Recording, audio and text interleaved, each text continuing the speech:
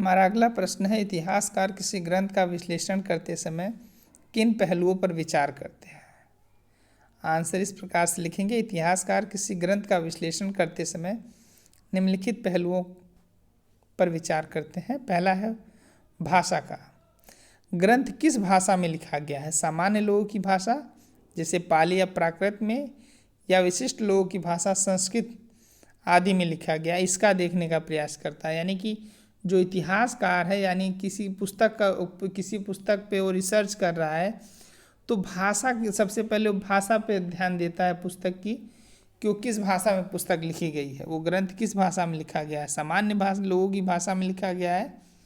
या विशिष्ट लोगों की भाषा में लिखा गया है। दूसरा है ग्रंथ का प्रकार, यानी कि जो किताब है वो धार्मिक साहित्य है या धर्मोत्तर साहित्य, यानी कि जो धर्म से परे जो किताबें होती है उसे धर्मोत्तर साहित्य कहा जाता है। जैसे वो देखने का प्रयास करता है कि धार्मिक पुस्तक है या धार्मिक पुस्तक नहीं है। साथ साथ वो लेखक के विषय में जानने का प्रयास करता है कि लेखक किसी राज दरबारी के रूप में वो पुस्तक लिख रहा है या स्वतंत्र रूप से लिखने का वो प्रयास कर रहा है, क्योंकि लेखक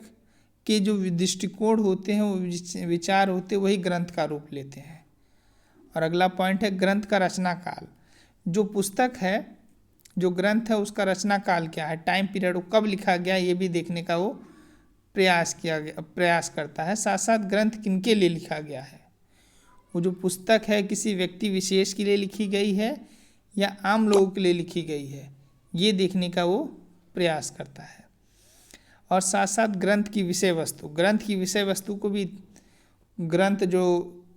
ग्रंथ है उसका टॉपिक क्या है वो भी देखने का वो प्रयास करता है। और अन्य